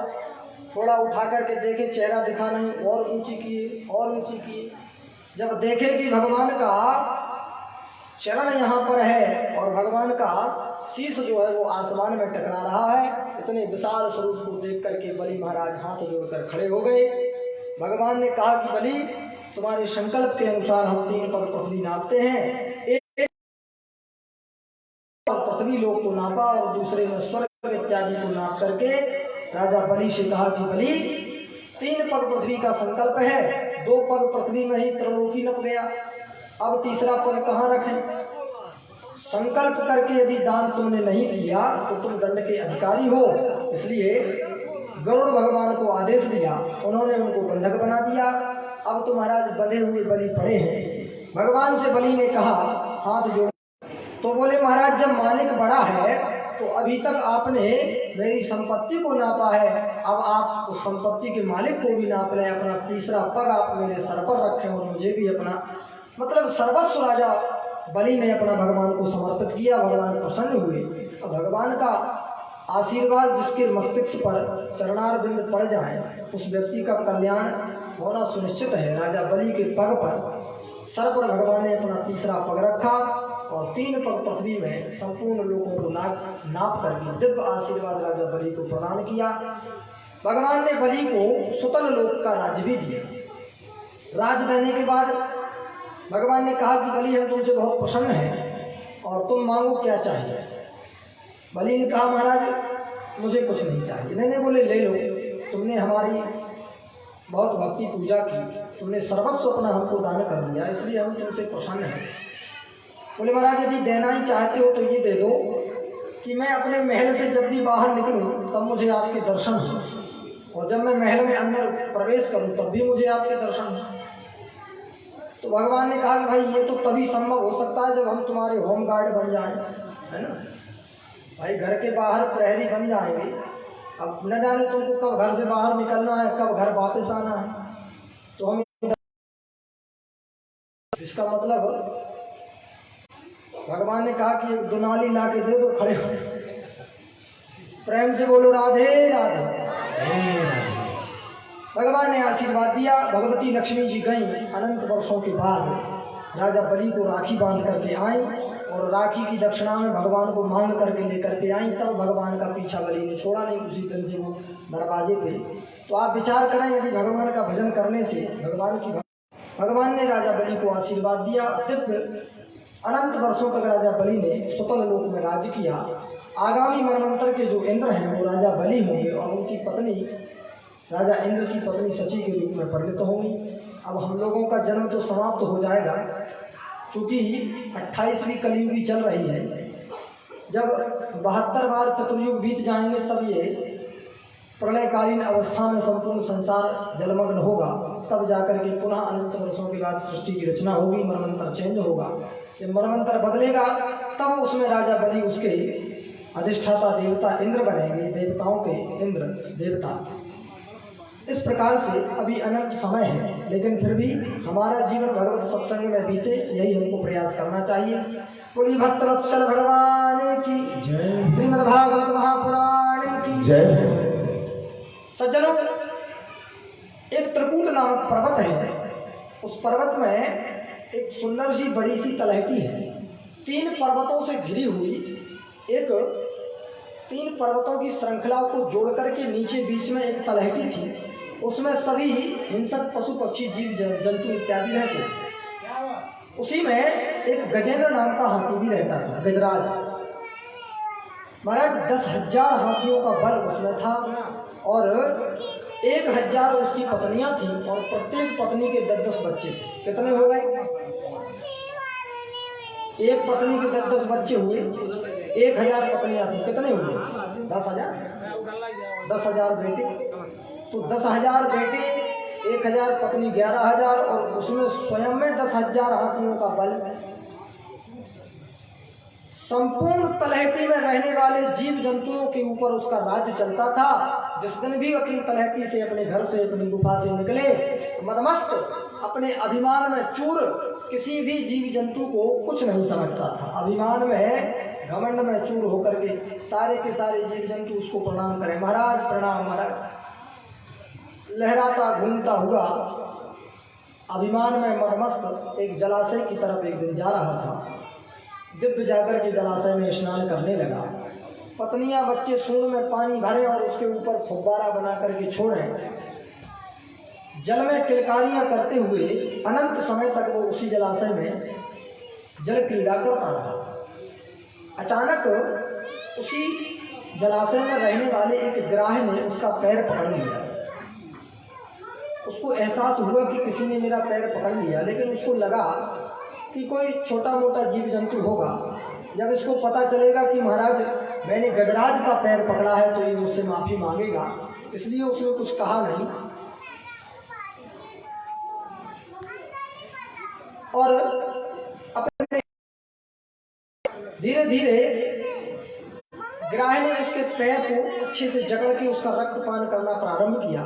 तो एक तो रक्तपान करने से गजराज कमजोर होता गया, और चूंकि ग्राह जल का जंतु है इसलिए उसकी शक्ति दोगुनी हो जाती है। धीरे धीरे उसने उसको खींचना प्रारंभ किया जल की तरफ, तो वो डूबना प्रारंभ हो गया। अब उसके शरीर की शक्ति भी कमजोर हो गई। उसने पैर छुड़ाने का प्रयास किया, न छुड़ा पाया।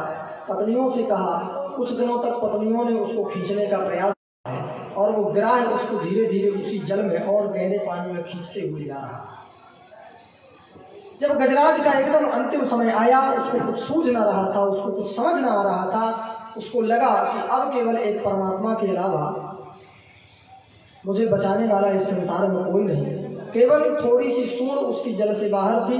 सुंदर एक उसी जलाशय के कमल पुष्प को तोड़ा और अपनी सूंड से उस पुष्प को तोड़ करके भगवान के चरणों में उसने अर्पित किया। दोनों हाथ जोड़ करके उसने प्रार्थना की भगवान से, अनंत भगवान से प्रार्थना। भगवान किसी ईश्वर का उसने नाम नहीं लिया, बिना नाम के भगवान की प्रार्थना की। तो ठाकुर जी ने सोचा जो किसी का नाम नहीं वो हमारा नाम है, इसलिए भगवान तुरंत गरुड़ को छोड़ करके आए, और भगवान ने अपने हाथ से गजराज की सूंड को पकड़ करके, और जैसे ही बाहर पकड़ के खींचा तो उसके साथ साथ वो ग्राह भी खींच करके चला आया, और जलाशय के बाहर भगवान ने अपने सुदर्शन चक्र से उस ग्राह का सरस सेवन करके उसका वध कर दिया। बोलिए भक्तवत्सल भगवान की जय हो। सज्जन हो, वो ग्राह जो था वो एक यक्ष था। एक दिन देवल ऋषि एक नदी में स्नान करने गए। उसी नदी में वो यक्ष भी स्नान कर रहा था। उसने सोचा चलो महात्मा जी को परेशान किया जाए। तो गहरे जल में वो डूब गया, और जैसे ही महात्मा जी नदी में उतरे, महात्मा जी ने डुबकी लगाई तो उसने उनका पैर पकड़ लिया। पैर पकड़ा तो महात्मा जी को लगा कि किसी मगरमच्छ ने पैर पकड़ लिया। घबरा गए बेचारे, पसीना पसीना हो गए। जब उसने छोड़ करके महात्मा जी बाहर निकले, और वो जल से बाहर निकला, दांत निकाल के हंसने लगा। संत जी को बड़ा क्रोध आया। उन्होंने कहा बड़े दुष्ट हो, तुमने तो एक ग्राह की तरह काम किया है, इसलिए जाओ मैं तुमको श्राप देता हूँ कि तुम ग्राह बन जाओ। अब तो महाराज उसी फलस्वरूप वो ग्राह बना। और द्रविड़ देश का राजा था इंद्रद्युम्न, उसको भगवान नारद जी ने श्राप दिया। राजा था द्रविड़ देश का। नारद जी निकल रहे थे, उसने अभिमानवश प्रणाम नहीं किया। जैसे मैंने आपको बताया कि जो ऊंट के समान गर्दन ऊंची करके चलते हैं अभिमानी पुरुष, प्रभुता पाए जाए मद नाही, जरा खुदा ने तुम्हें नवाजा, ऐसे अभिमानी पुरुष जो दूसरों को देख करके प्रणाम न करें, हमसे श्रेष्ठों को। देखिए, अभिवादन शीलस्य नित्यम वृद्धोपसेविना, चत्वारि तस्य वर्धन्ते आयु विद्या यशो बल। यदि कोई व्यक्ति अभिवादनशील होता है, दूसरों को प्रणाम करता है, तो उसकी 4 चीज़ें रोज बढ़ती हैं, आयु, विद्या, यश और बल। इन 4 चीज़ों की प्रतिदिन वृद्धि होती है, प्रतिदिन थोड़ा थोड़ा करके ये बढ़ना प्रारंभ होते हैं, तो हमको अपने से श्रेष्ठ जनों को प्रणाम करना चाहिए। उसने जब प्रणाम नहीं किया तो नारद जी ने श्राप दिया, जाओ अभिमान की तरह, अभिमानी हो इसलिए तुम अभिमान के फलस्वरूप गजराज बन जाओ। वही दूसरे जन्म में गजराज आकर के बना है। भगवान के द्वारा दोनों का उद्धार हुआ। इस प्रकार से भगवान ने अपने परम प्रिय भक्त गजेंद्र का जो अंतिम क्षण है जिसमें भगवान की आराधना स्तुति की, उसका भगवान ने उद्धार किया। बोलिए भक्तवत्सल भगवान की जय। अब तो महाराज अष्टम स्कंद की भागवत में पूर्ति, 9वें स्कंद में प्रवेश किया। तो परीक्षक ने हाथ जोड़ करके प्रश्न किया श्री सुखदेव जी महाराज से, राजन भगवान सृष्टि के क्रम में मैं सूर्यवंश की कथा सुनना चाहता हूं। सूर्यवंश की कथा के लिए जब उन्होंने कहा तो श्री सुखदेव जी ने राजर्षि परीक्षित को सुनाया, राजन ब्रह्मा जी, भगवान विष्णु से ब्रह्मा जी का अवतार, ब्रह्मा जी के नाभि कमल से भगवान के नाभि कमल से ब्रह्मा जी के पुत्र बृहस्पति, उनसे जन्म हुआ विवस्वान सूर्य, और भगवान सूर्य के पुत्र हुए वैवस्वत मनु। इन्हीं मनु के 10 पुत्र हुए। इन्हीं 10 पुत्रों से संपूर्ण मनुवंश की चर्चा, और यही मनुवंश आगे चलकर के रघुवंश में परिवर्तित हो गए। महाराज मनु की पत्नी का नाम है श्रद्धा। वैवस्वत मनु की पत्नी का नाम श्रद्धा। अनंत वर्षों तक जब पुत्र नहीं हुआ तो उन्होंने अपने गुरुजी से कह करके पुत्र कामेष्टि यज्ञ कराया। पुत्र कामेष्टि यज्ञ चल रहा था। महाराज मनु की पत्नी श्रद्धा ने जाकर के ब्राह्मणों से कहा कि महाराज ऐसा आहुति बना करके डालें, ऐसा मंत्र बोल के डालें कि कन्या प्राप्त हो। तो ब्राह्मणों ने कहा ठीक है। उसके फलस्वरूप कन्या का जन्म हुआ। बृहस्पति जी को लगा कि भाई मैंने तो पुत्र रत्न की प्राप्ति के लिए यज्ञ कराया, कन्या कैसे हो गई। फिर उन्होंने नेत्र बंद करके देखा तो उनको पता चल गया। फिर उन्होंने अपने अभिमंत्रित जल से उस कन्या को ही पुत्र बना दिया। उसका नाम रखा गया सुद्युम्न। एक दिन वही राजा सुद्युम्न जब बड़े हो गए तो अपने घोड़े पर सवार होकर के आखेट खेलने के लिए गए। तो वो एक ऐसे जंगल में पहुंच गए जहां कोई भी पुरुष प्रवेश करे तो वो स्त्री बन जाता था। इलावृत खंड में, ऐसे इलावृत खंड में जब वो गए तो वहाँ चूंकि गुरुजी ने उनको बना दिया था पुरुष, लेकिन फिर भी वो वहाँ पहुँच करके फिर स्त्री बन गए। अब वो स्त्री बन के इधर उधर घूम रहे हैं। जैसे ही वो इधर उधर घूम रहे जंगल में तो उनकी भेंट हुई बुद्ध के साथ। महाराज बुद्ध ने उनके ऊपर मोहित हो गए। उन्होंने उसको अपने साथ रखा और उसके गर्भ से फलस्वरूप पुरुरवा का जन्म हुआ। इन्हीं पुरुरवा से चला पुरुवंश। महाराज मनु के फिर 10 संतानें और हुई। इक्ष्वाकु, नृग, सरयाति, दृष्ट, धृष्ट, करूसपान, नरिष्यंतम, प्रसदनम चा, नवगम चा, कविमूल। ये 10 पुत्र राजा महाराज मनु के हुए। इनमें इक्ष्वाकु के वंश की कथा बाद में है। सबसे पूर्व सरयाति नाम के जो पुत्र हैं उनकी एक सुकन्या नाम की कन्या थी। एक दिन जंगल में गए, सुकन्या भी साथ में गई थी। एक बामी थी। उस बामी के अंदर चैवन ऋषि तपस्या कर रहे थे। उसको लगा कि इस बामी में कुछ छिप है। उसने थोड़ा देख करके छेद में देखा तो वहाँ छोटी छोटी कुछ ज्योति चमक रही थी। कौतूहल बस उसने खजूर के 2 कांटे निकाले और उन छेदों में डाल दिए। तो खजूर के कांटों के चुभन से चैवन ऋषि की दोनों आंखें फूट जाती हैं, उनमें रक्त की धार बह पड़ती है। महाराज सरयाति घबरा जाते हैं। फिर चैवन ऋषि के कहने पर अपनी सुकन्या का विवाह चैवन ऋषि के साथ कर देते हैं। ये वही चैवन ऋषि हैं जिन्होंने च्यवन प्राश की रचना की थी, है ना। फिर उन्होंने अपनी औषधियों के साथ अपने नेत्रों को ठीक किया और अनंत वर्षों तक महाराज चैवन ऋषि और सरयाति की सुकन्या का वंश वृद्धि चलती रही। चूँकि दूसरे गोत्र में जाने के कारण उसकी वंश वृद्धि इधर गिनाई नहीं जा सकती, इसलिए महाराज सरियाती का वंश वहीं पर समाप्त हो जाता है। इसी क्रम में आगे चल कर के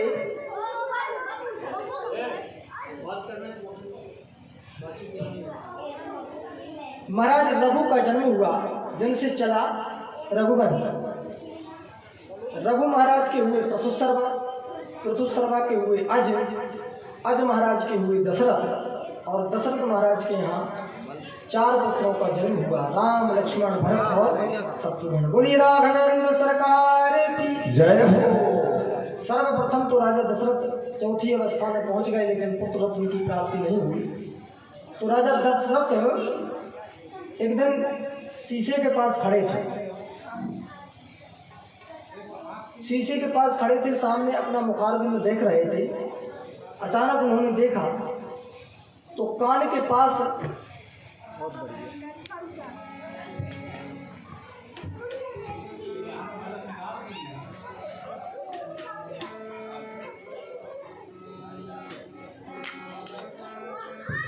श्री राधे, प्रेम से बोलो राधे राधे। राजा दशरथ ने जब शीशे में खड़े होकर के देखा तो उनको अपने कान के पास के बाल कुछ सफेद दिखलाई पड़े। तो उनको लगा कि ये अब चौथेपन की अवस्था है, और चौथेपन में भी पुत्र रत्न की प्राप्ति नहीं है। कर्ण समीप भय सित केसा, मनहु जरठपन अस उपदेशा।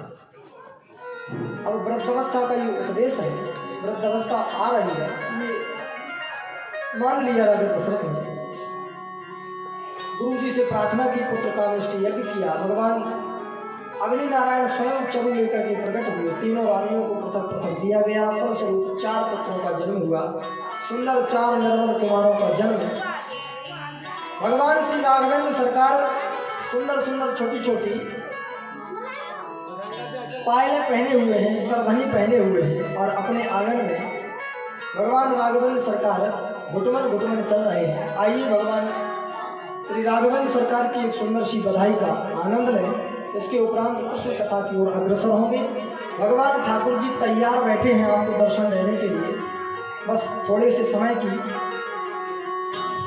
और बात है, थोड़ा और इंतजार करिए, फिर ठाकुर जी स्वयं आपको आकर के दिव्य भगवान की झांकी के आपको दर्शन प्राप्त होंगे।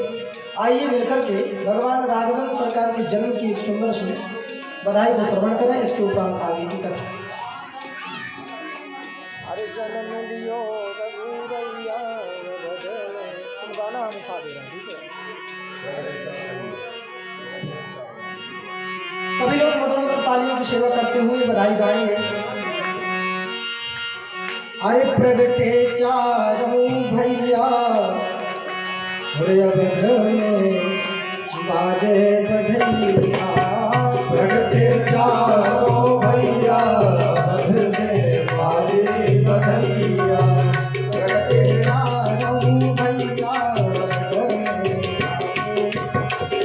ओ प्रगटे चारों भैया, अवध में बाजे बधैया।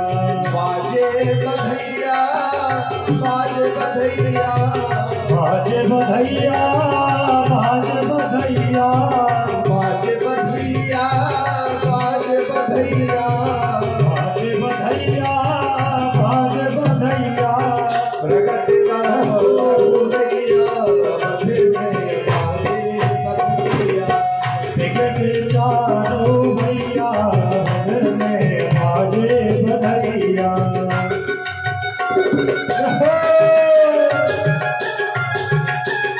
हरि बोल।